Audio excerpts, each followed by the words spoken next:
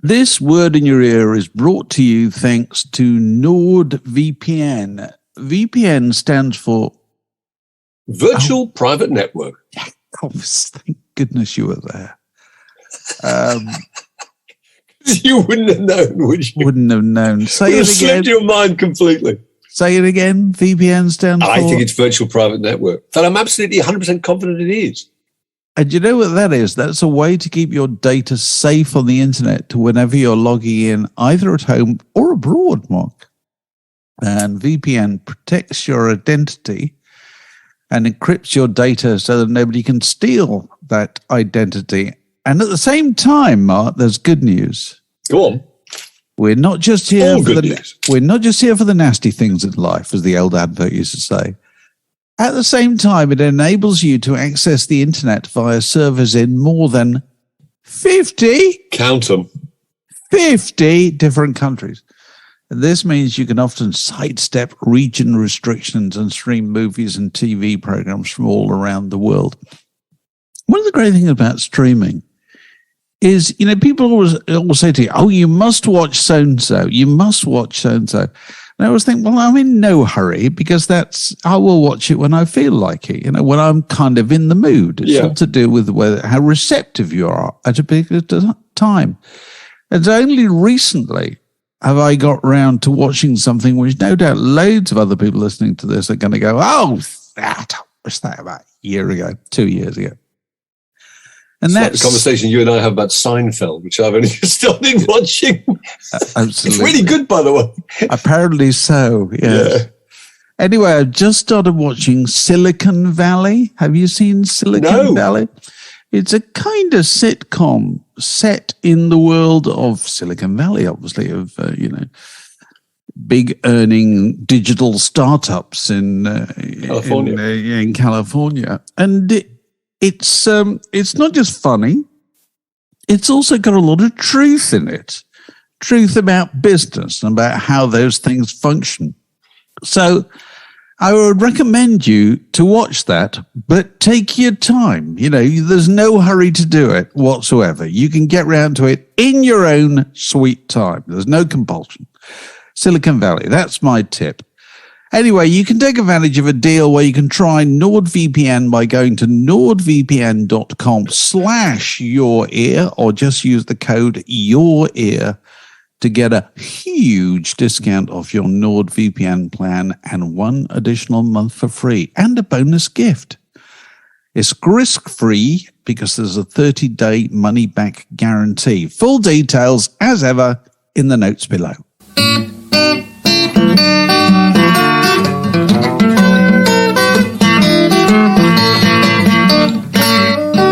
You're listening to a podcast from The Word. Well, I have a Stackwaddy in from John Norris. John, who says he's from Newton-le-Willows in the Merseyside, says pop claim to fame, it's the place that spawned Rick Astley. Rightly proud.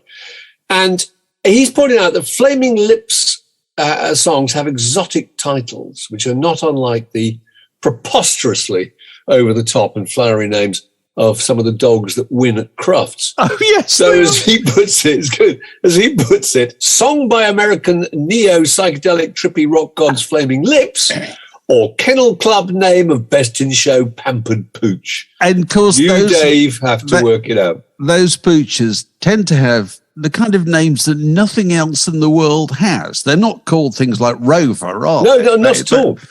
They're called, it's almost like they're flavors of chocolate or something like that. That's exactly right. That's what he's identified. Okay. So here's a few. Okay, which pop song or pooch? Abraxas Audacity. It's good, isn't it? Very good. Abraxas Audacity. Shall I tell you? Oh, yeah, go on. You want to get, it was a 1972 English Bull Terrier. Okay. Fedeludum Beetle Dot. I'm going to say Flaming Lips. That's a Flaming Lips song. Oh, right. It was a wild guess. King's Mouth. Yeah. Sandstorm Saracen.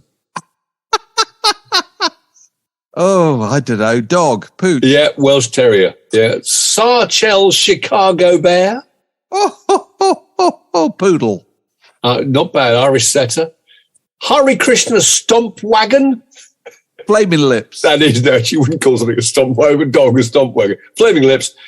Almanza Backseat Driver. This is very good stuff. It's really good, isn't it? Almanza Backseat Driver. That is Flaming Lips. No, it's a flat-coated retriever.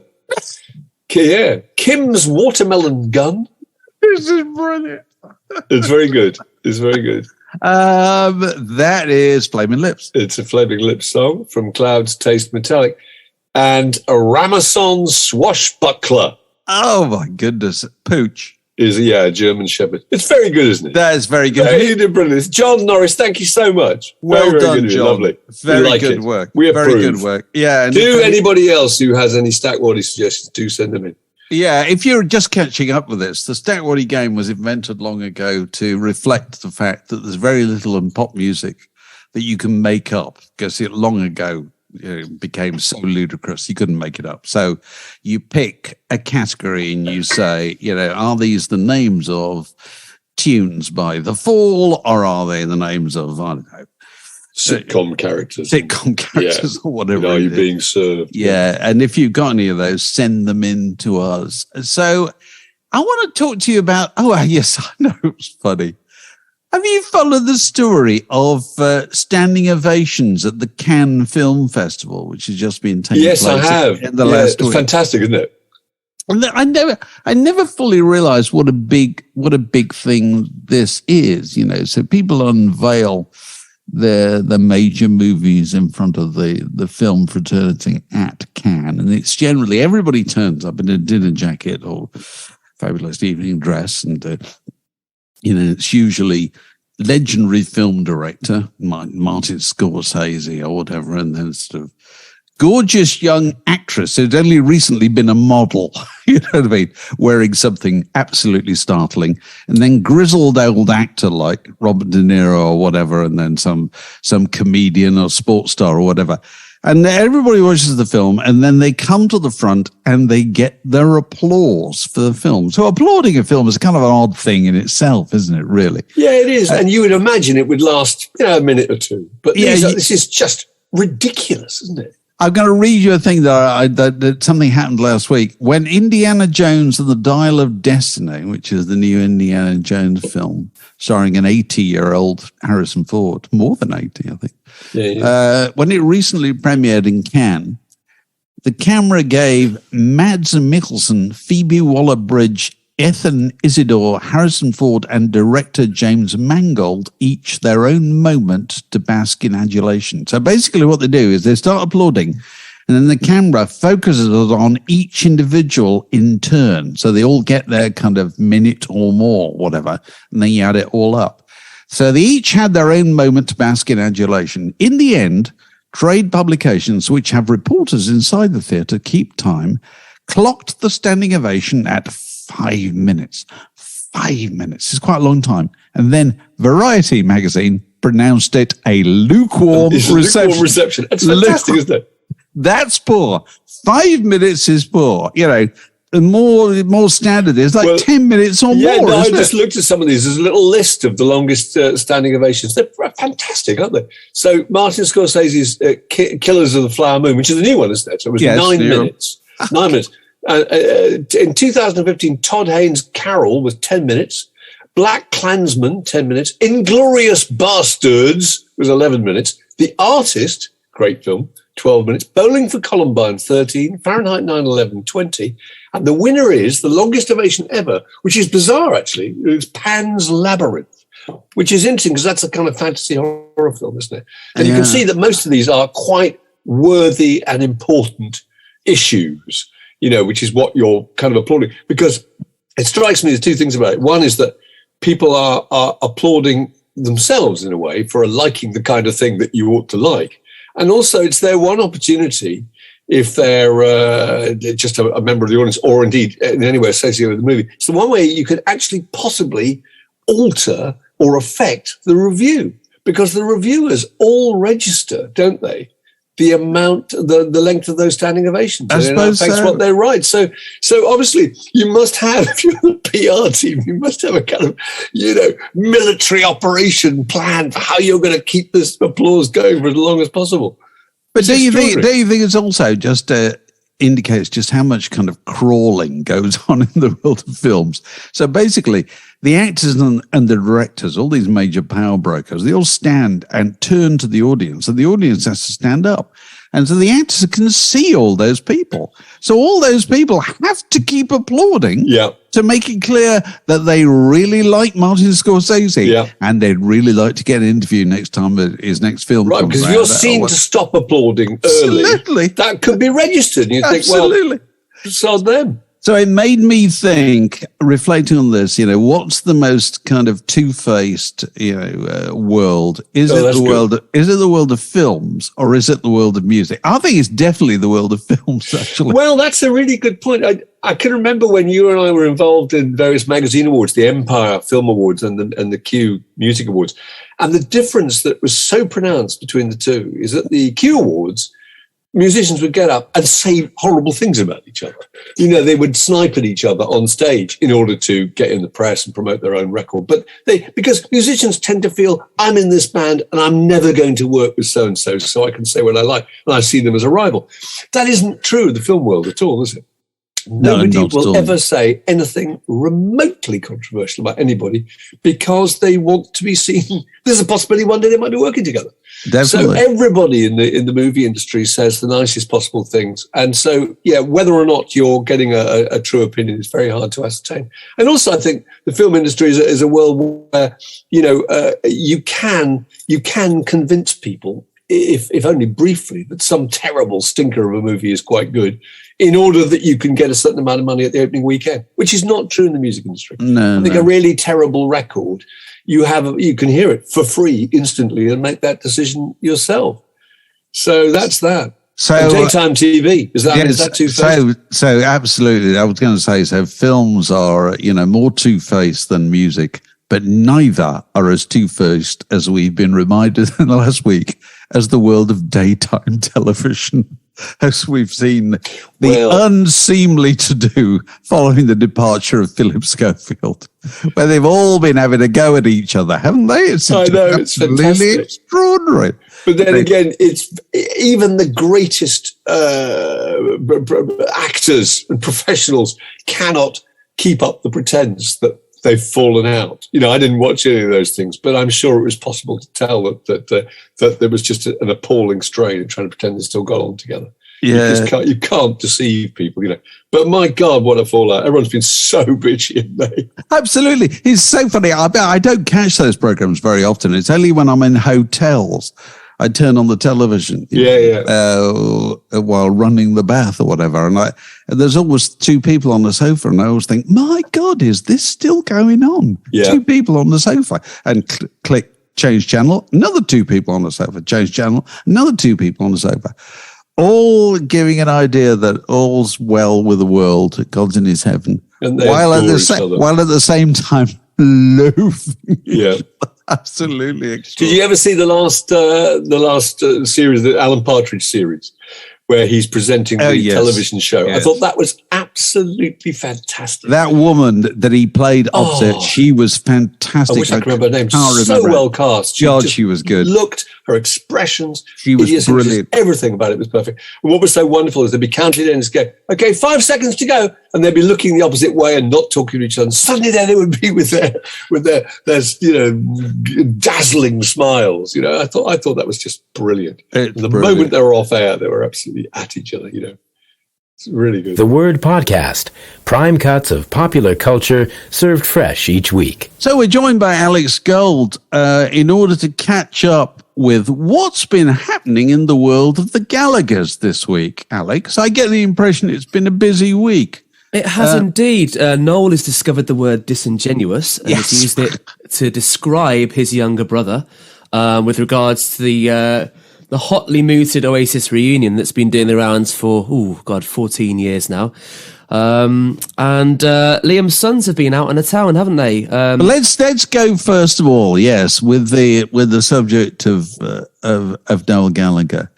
So he gave an interview he was on Talk Sport, wasn't he? Basking in the success of Manchester City. Yeah. In fact, he's obviously now a huge part of the Manchester City PR plan, isn't he? Yeah, he is. Well, he's seen her an awful lot. No, but in terms of deflecting the feelings, because the impression you get this week in amongst football fans is, obviously Manchester City are the best side in the country, obviously, but don't expect me to be thrilled about it, because it's financed by a nation state. Exactly. And they've got 100 charges, 115 financial inaccuracies, which they're doing absolutely everything in their power to keep from court, using all kinds of delaying tactics. But anyway, so who's the only prominent face of Manchester City that people feel warmly disposed towards? Noel Gallagher. So off he goes. You know what I mean? Talking about that. I've seen him on football programs more than I have on music programs recently, so that says a lot, doesn't it? Well, he's very good. He's very good. He's very good on anything. He's really good. You can chuck him on any TV or radio program, he'll be really good. No doubt about it at all. Yeah. And so Jim White, raises the subject of whether Oasis will get back together again, and quote something Liam said.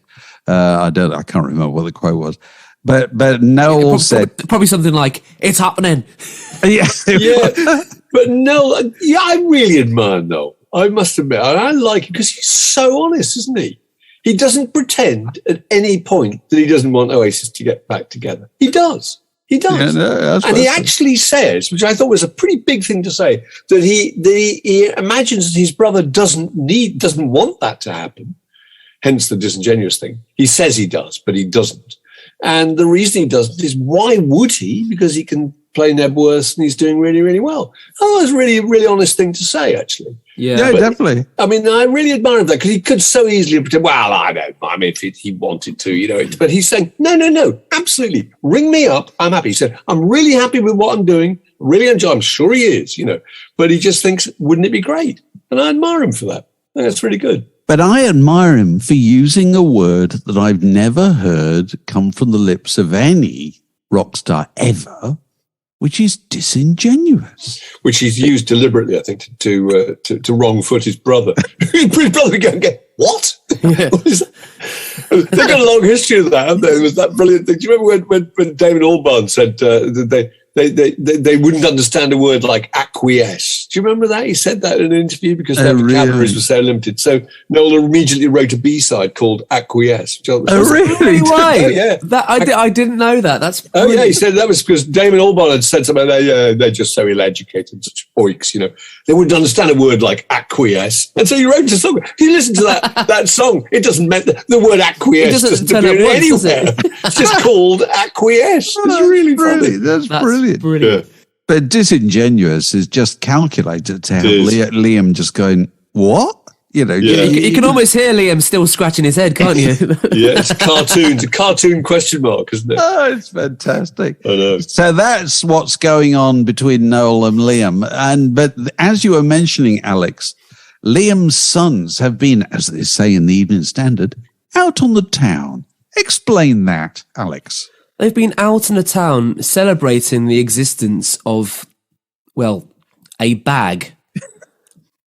Haven't they? I mean, let's not pussyfoot around it. They've been out in the town celebrating the existence of a bag. Mulberry's 20th year and a celebration of the Bayswater bag. I've got to say, I had no idea this bag existed. I had no clue this bag was in this world. So surely it can't be that iconic if I haven't heard of it, right?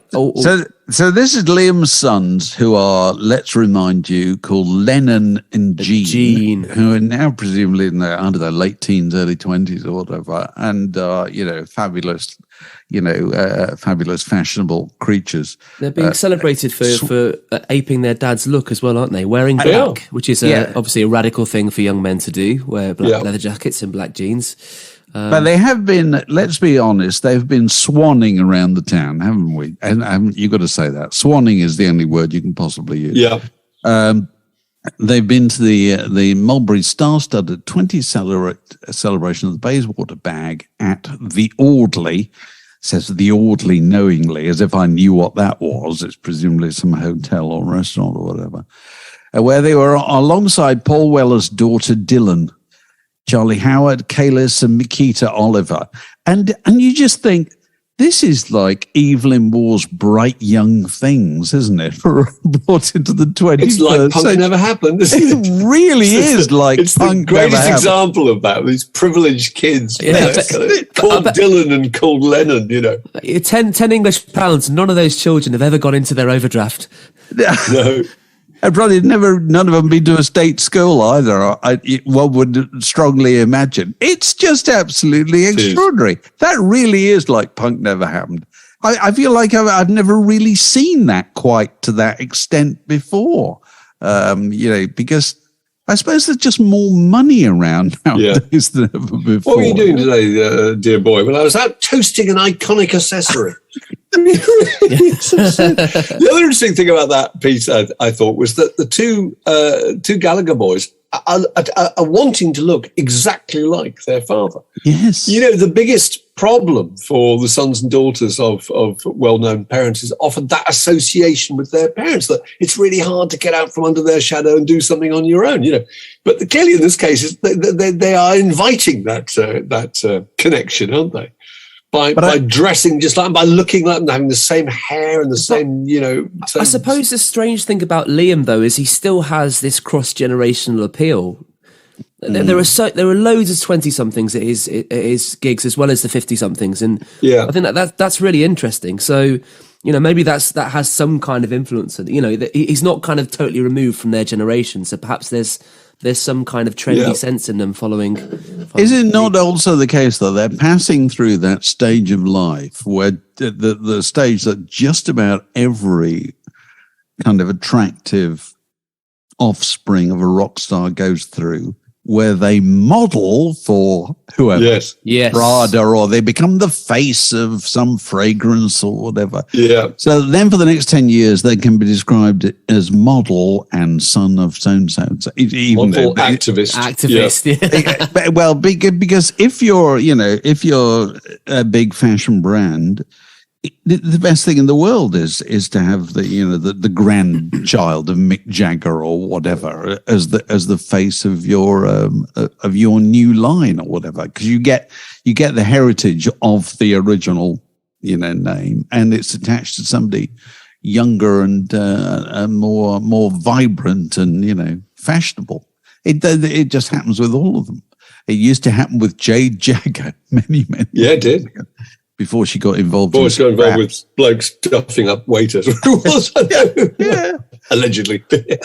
Anyway, more from the world of the Gallaghers next week. This is a junction in the word podcast. It separates that bit from this next bit. I was walking past a record shop in the West End of London the other day, and I was looking at the records in the window, and there is a copy of Return of Django by the Upsetters. You may be familiar with this record. I remember it came out in 1969, I think. Came out in 1969 and kicked around in bargain bins and so forth for just about all of the 70s and into the 80s. And it was probably reissued. I think it was on Trojan.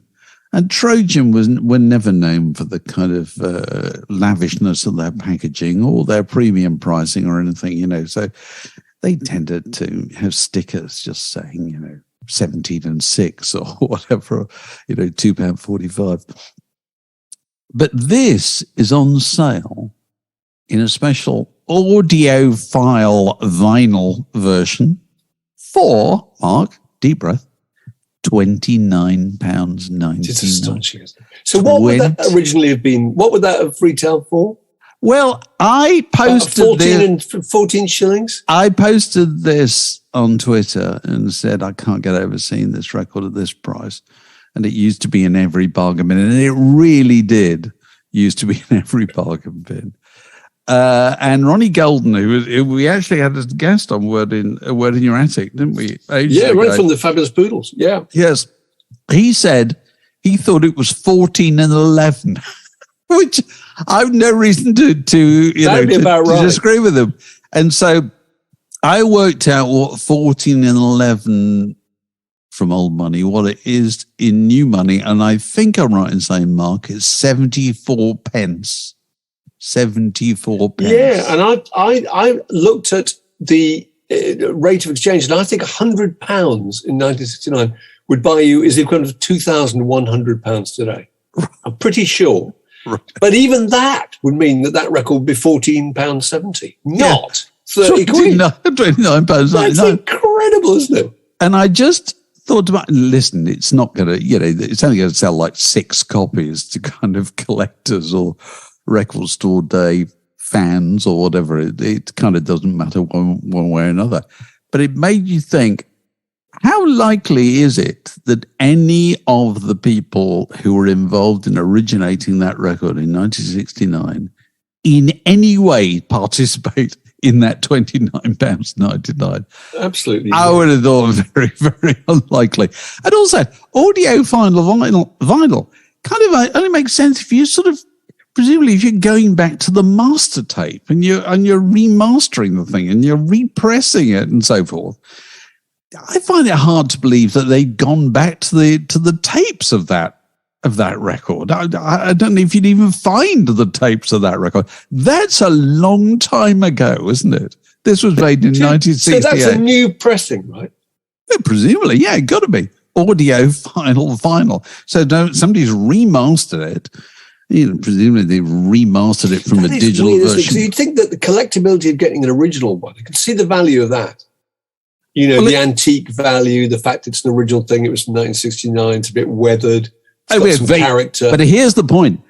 Trojan records we used to buy back in the day, they came pre-weathered. They were already like really cheap and cheerful, even back in the day. Yeah.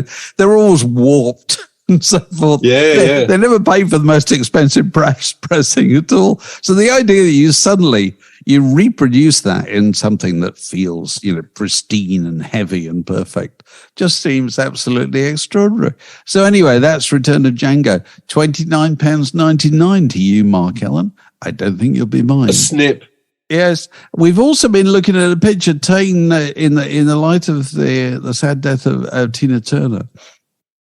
Looking at a picture taken at the Prince's Trust. The picture of the Prince's Trust. I can't remember which year it was, but it's got all the ages of the people on it.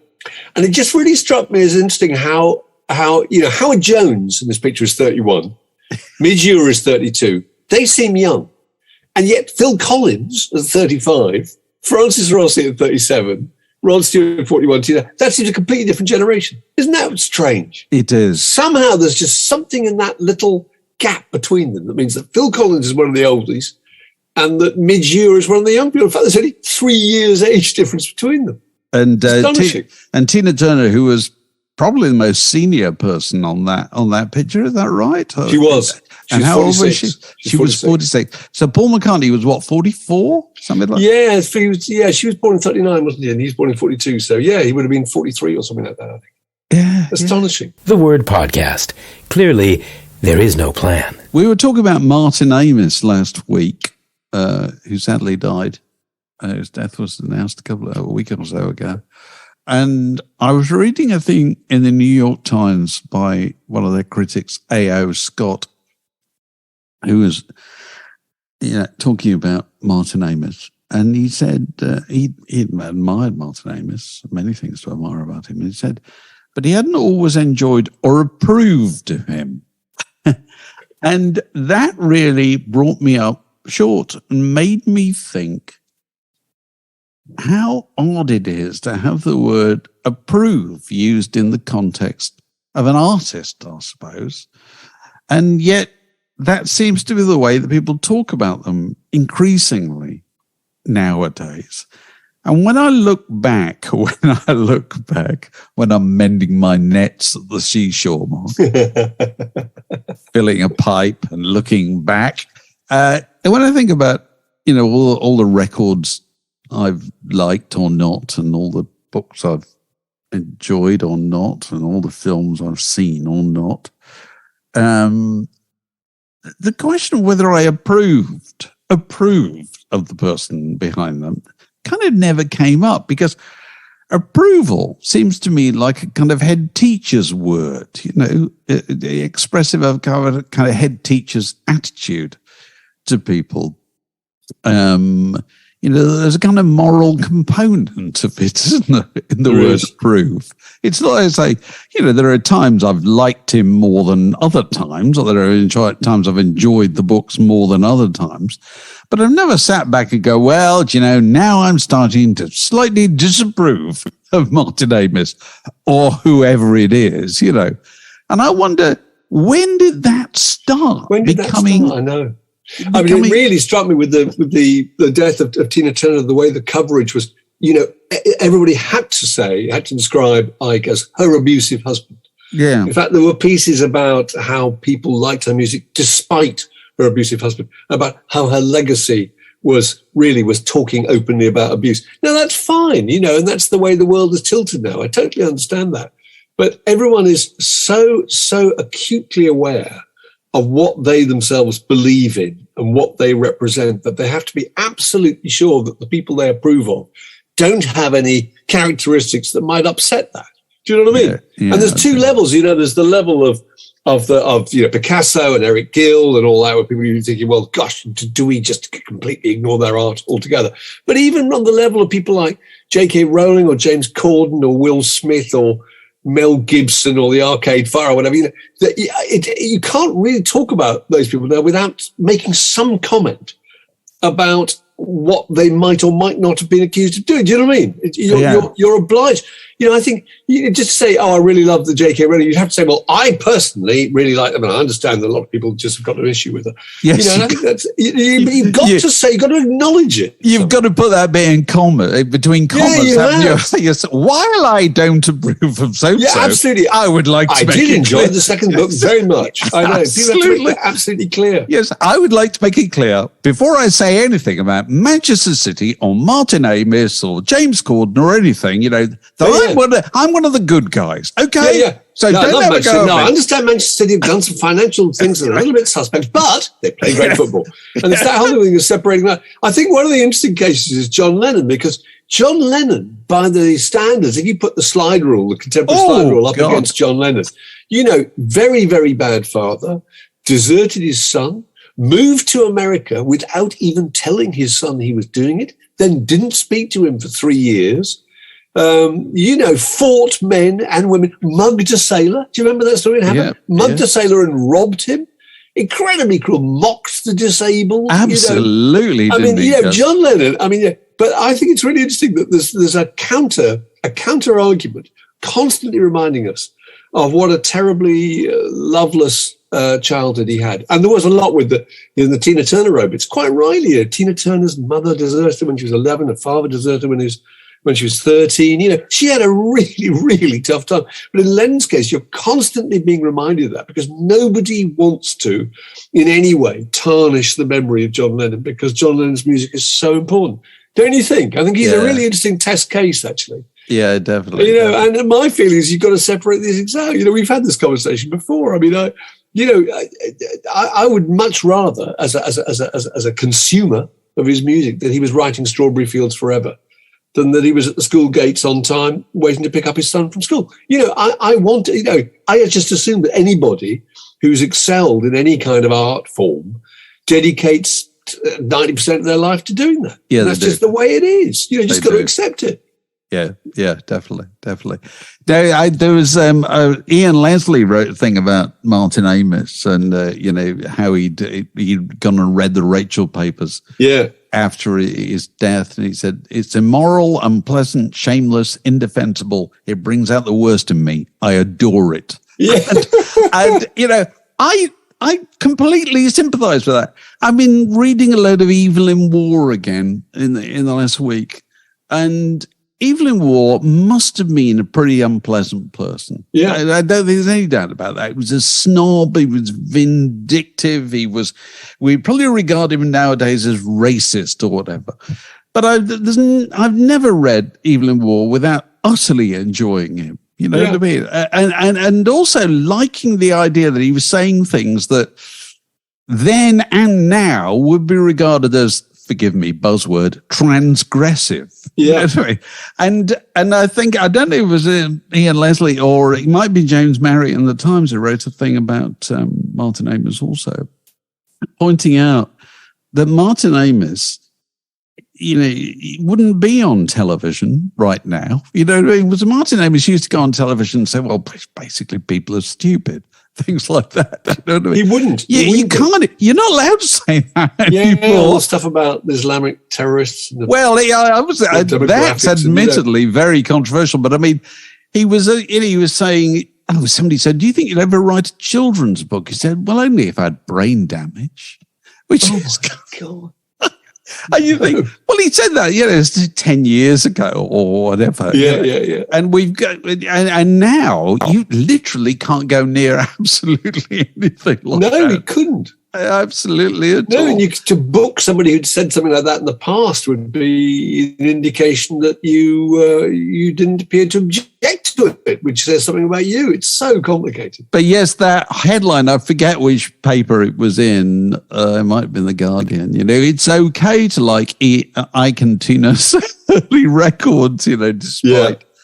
It's the idea that you were listening to Nutbush City Limits and just to remind yourself that the person playing the rhythm guitar was a thoroughly bad hat. Let's be clear about that, So what he was supposed to do, go back through every record you listen to. I'm listening to the Benny Goodman Orchestra here, and I should point out that the second saxophone was a wife beater. You know what I mean? And therefore...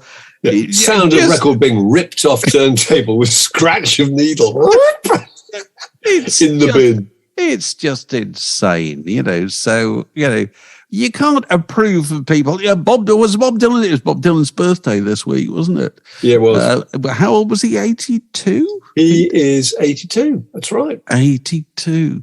And, the amazing thing about Bob Dylan, as we keep remarking, is he's been part of our lives for so long, and we know no more about him, really. Nothing. Than we did day one. It's just a remarkable quality. I've met him, and I wouldn't... And that wasn't illuminating, was it? No, but people say, is he a nice guy? How the hell do you know? No idea. And it's because Bob Dylan has put all his energies in his life into being Bob Dylan, actually. Yeah. And actually, to be fair... Going back to your point you were making earlier about John Lennon, he was a good father when his children were young, wasn't he? Yeah, he was, actually. There's every indication, he kind of gave up for a while and, spent a lot of time with them. And actually, when I was with Bob Dylan, this is a long time ago, his children were all there. And they were teenagers at the time, so they sought his company. They did. There was a time not long ago when he was living with one of his kids, and he did give this little interview. And he was talking about how he gets up in the morning, and I think it might be Jessie, I can't remember. And they were both working, and there were just the two of them in the house. And they would get up in the morning, and they said, "What are you talking about?" He said, "Well, when we meet in the morning, we talk about what we might have for lunch." And then we go off and do our work, and then we meet and eat our lunch, and then we talk about what we might have for supper. We just, this was just lovely. And then, so actually, Bob Dylan is not being Bob Dylan. It's quite possible that he just goes and does a bit of spot welding and mooches about and sits in a deck chair and reads a P.G. Wodehouse. I don't know what he does, but, again, it's a complete mystery, isn't it? And then my feeling is when he's at a loose end, he just rings up his manager and says, how can we make some money today? Yes. What offers have come in, you know what I mean, to star in a film or being an underwear commercial or whatever. Victoria's Secret advert, I'll take it. That's right. I'm at a loose end this afternoon. How much are they paying? Yeah. Happy birthday, Bob Dylan. This podcast was brought to you by The Word.